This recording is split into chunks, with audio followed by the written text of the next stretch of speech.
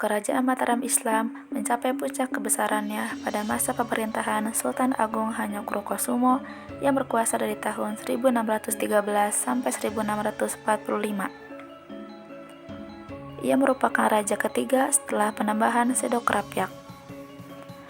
Letak geografis kerajaan yang berada di pedalaman membuat Mataram menjadi kerajaan agraris. Pertanian yang menjadi sumber pokok ekonomi masyarakat berkembang pesat karena didukung tanah yang subur. Pada masa kejayaannya, Mataram berhasil menjadi pengekspor utama beras, tapi siapa yang bisa menyangka bahwa kerajaan itu akan terpecah? Permasalahan ini dimulai saat VOC datang dengan segala kelicikannya. Sultan, ada Tuan Jepekon dari VOC ingin bertemu dengan Sultan. Apa? Jepekon? Ada urusan apa mereka datang kemari? Apakah kamu tahu? Maaf Tuan, kamu sungguh tidak tahu. Segera bawa mereka kemari dengan rasa hormat. Baik Tuan. Prajurit itu segera memanggil Jepecoin dan mempersilahkannya untuk menemui Sultan Agung Hanyokrokusumo.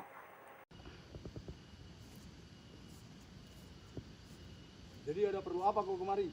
Baik Jepekon, saya dari VOC.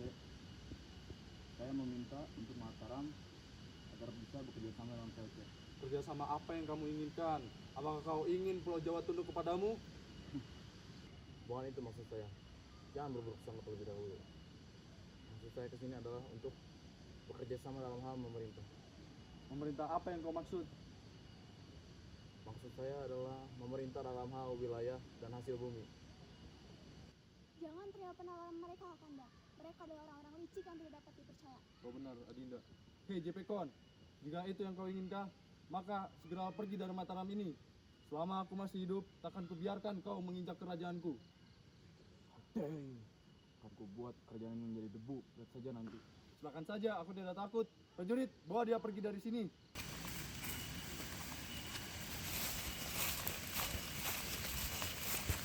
Pada tahun 1620, target utama Mataram bergeser ke arah kota Surabaya.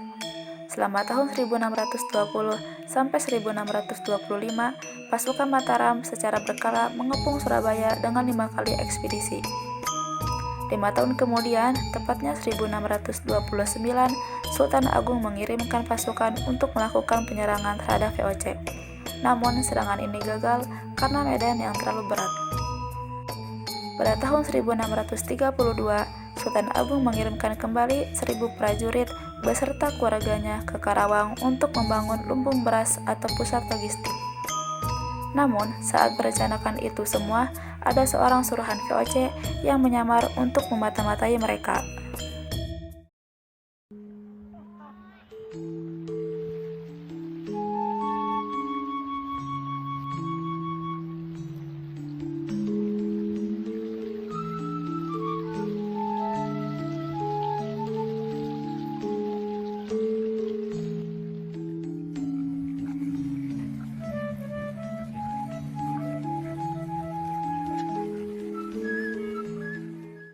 Prajurit, siapkan perlengkapan perang kita. Kita akan melawan VOC. Baik Sultan, kami akan persiapkannya. Tingkatkan jumlah kapal dan senjata. Lalu bikin lumbung beras untuk persediaan kita.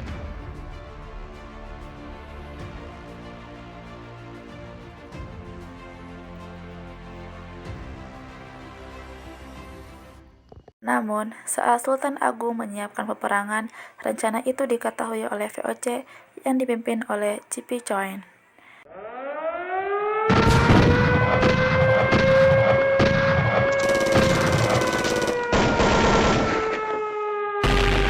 Penghancuran rumah warga pun mulai dilakukan oleh VOC dengan tanpa belas kasihan.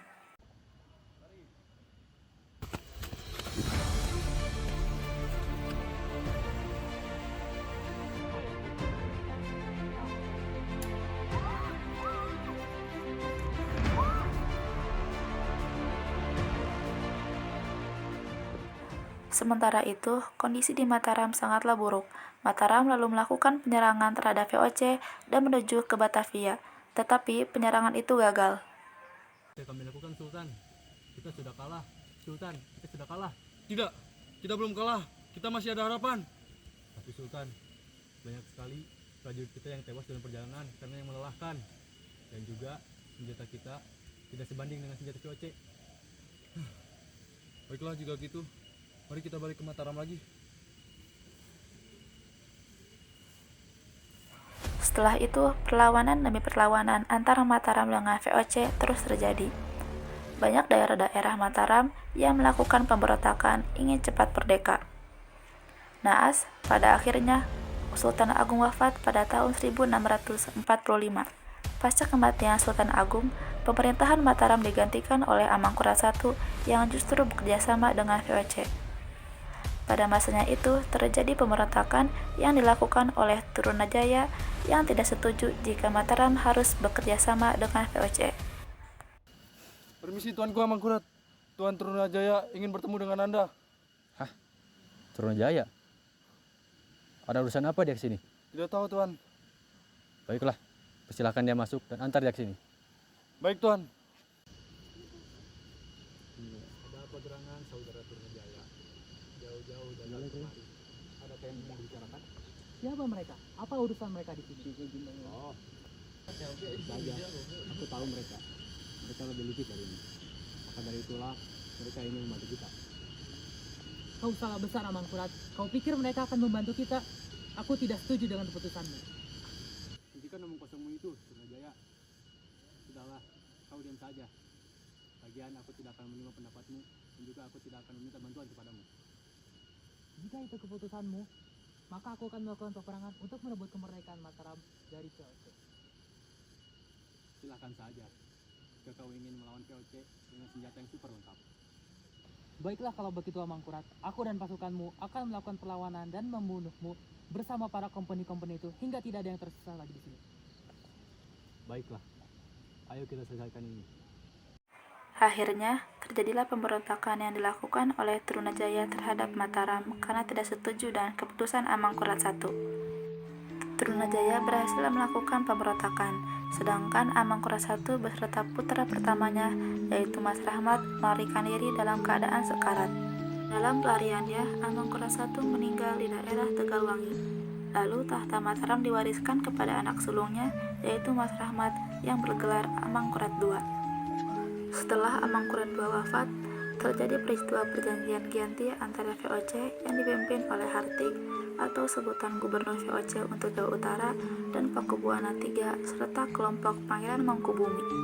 Maka, berdasarkan perjanjian Giyanti, 13 Februari 1795, Mataram dibagi menjadi dua, yaitu Kesultanan Yogyakarta oleh Mangkubumi yang bergelar Hamengkubuwana I dan daerah Kesultanan Surakarta oleh Susuhunan Pakubuwana III.